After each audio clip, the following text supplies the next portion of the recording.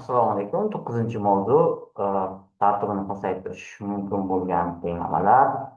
Tenglamada noma'lum funksiya va uning modullari oshkor ko'rinishda qatnashmagan holda.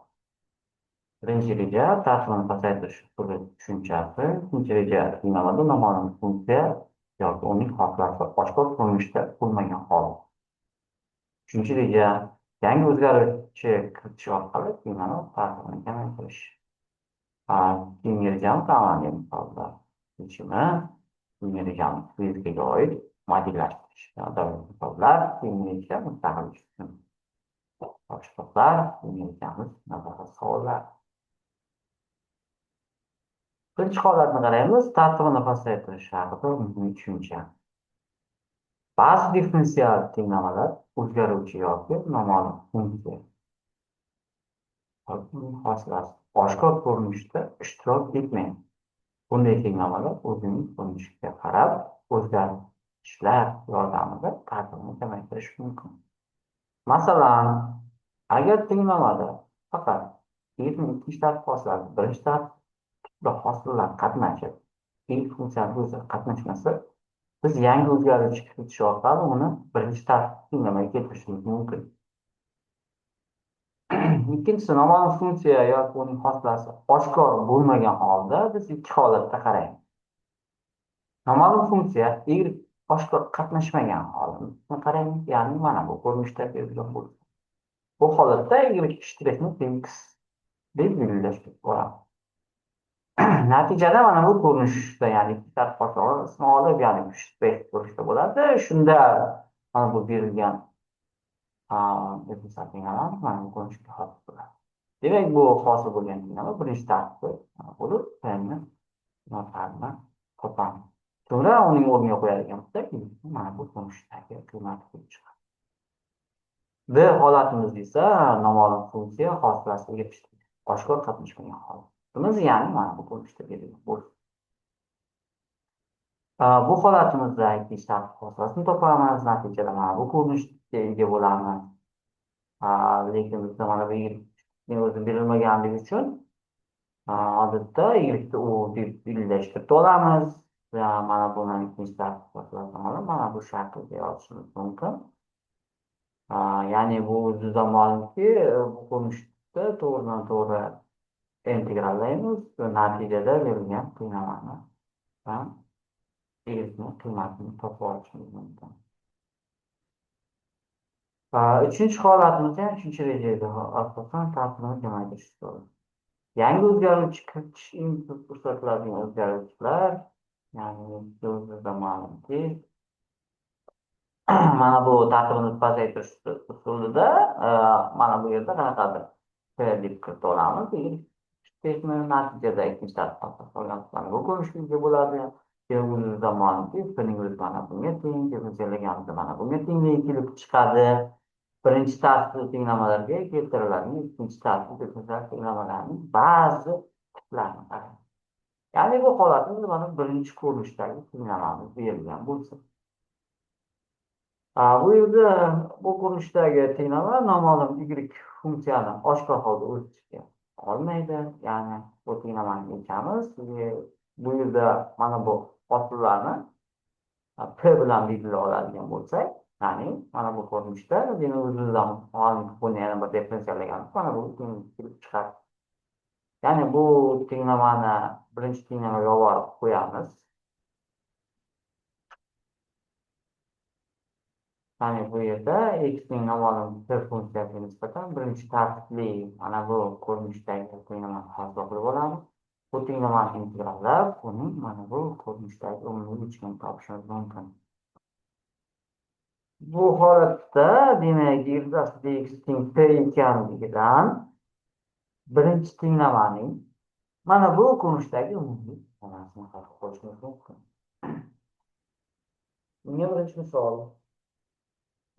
yangi chiziqning mana bu ko'rinishdagi tenglamani qaraymiz. Bu yerda o'z-o'zidan ma'lumki, mana buni p deb belgilashtirib olamiz. Bu holatda uni yana bir differensiyallaganimizda mana bu holatimiz kelib chiqadi. Demak, xning yordamchi funksiyasiga nisbatan birinchi tartibli differensial tenglamani mana bu ko'rinishda hosil bo'ladi. O'zgaruvchilarga ajratamiz, natijada buni integrallaymiz. O'zimizdan ma'lumki, pning qiymati mana bu ko'rinishda hosil bo'ladi. Ammo y taqsim dx p deb birlashtirib olganimiz uchun bu munosabatda y funksiyaga nisbatan differensial tenglamani ifodalaydi. Uni integrallash tangent chiziqning tenglamasi hosil bo'ladi. Ya'ni bu o'zida ma'lumki, o'zimizdan mana bu integrallar y-ning qiymatini topamiz. Topganimizda mana bu qiymatni kelib chiqadi. Boshlang'ich shartlar, ya'ni x teng 0 bo'lganda y funksiya o'zini qiymati, ya'ni x teng 0 da, ya'ni boshlang'ich holatdagi qiymatlari a bunga esa 0 tengligida s1 va s2larning qiymatlarini mana bu holatimizda topib olamiz. Natijada y ning qiymati, ya'ni mana bu ko'rinishdagi tenglama hosil bo'ladi. Shunday usul bilan mana buni y-ning hisobchisi yoki mana bu ko'rinishda berilgan bo'lsin, bu tenglamani ham integrallashimiz mumkin. Ya'ni mana bu deb birlashtirib olamiz. Demak, o'zimizda ma'lumki, buni ham differensiallaymiz. Natijada mana bu ko'rinishdagi funksiyamiz hosil bo'ladi. Bunda xning funksiyasi ko'rinishda ifodalab, ya'ni mana bunga munosabatni y-ning topib olamiz. X o'zgarishini oshkor holda o'z ichiga olmagan mana bu ko'rinishdagi, ikkinchi ko'rinishdagi tenglama, bu tenglamani yechish uchun, ya'ni buni dx qanaqadir p birlashtirib olib, uchinchi tenglamani belgilab olamiz. Ammo endi pni oldingi xning funksiyasi emas, balki y-ning funksiyasiga hisoblaymiz. Bu holatimizda, ya'ni mana bu ko'rinishda hosil bo'ladi. Demak, o'zimizdan ma'lumki, demak, dx, ya'ni mana bu bu yerda dx va buni ikkinchi differensiali hosillarni ikkinchi tenglamaga olib qo'yamiz. Natijada bu p ga mos birinchi tartibli differensial hosil bo'ladi. Ya'ni to'rtinchi ko'rsatuvni. Buni integrallab pni y ixtiyoriy s1 o'zgarmasi bo'lgan funksiyasiga aniqlaymiz. Ya'ni mana bu holatda bu qiymatni tenglamaga olib qo'yamiz. Xning y funksiyasi uchun birinchi tartibli differensial tenglama hosil bo'ladi. O'zgarishlarni ajratamiz. Ya'ni mana bu holatda bu tenglamani integrallab dastlabki tenglamaga olib qo'yamiz. Natijada mana bu ko'rinishdagi umumiy integralimiz hosil bo'ladi. Endi misol qaraylik. Ya'ni mana bu ko'rinishdagi tenglama berilgan bo'lsa, bu tenglamaning umumiy integralini topish uchun mana bu pni y-ning funksiyasi ekanini bilgan holda bu p deb olamiz. O'zimizdan ma'lumki, buni differensialdan hosil bo'ladi. Va biz yordamchi p funksiya uchun birinchi tartibli tenglama hosil qilib olamiz. Natijada bu tenglamani natijada integrallaymiz. Integrallash natijasida pning qiymati kelib chiqadi. Biz pning o'zini y dx belgilab olganligimiz uchun o'zimizdan ma'lumki, y-ning qiymatini ham topib olishimiz mumkin. Ya'ni bu o'zimizdan ma'lumki, mana buni o'zini yuqoridagi o'xshash holatda olib qo'yamiz. Natijada integrallaymiz.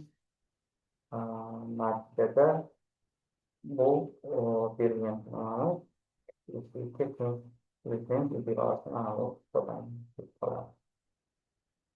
bu keyin integralni hisoblash uchun mana buni t kvadratga belgilashga olamiz. Bu holatda, ya'ni mana bu ko'rinishdagi hosil bo'ladi. Demak, bu tenglikni ikkala tomonini integrallaymiz. Integrallash natijasida mana bu tenglik hosil bo'ladi. Ya'ni buni o'zini ham ifodalashtiradigan mana bu ko'rinishda soddalashtirishlardan so'ng mana buni olib keladigan e'tiboringiz uchun rahmat.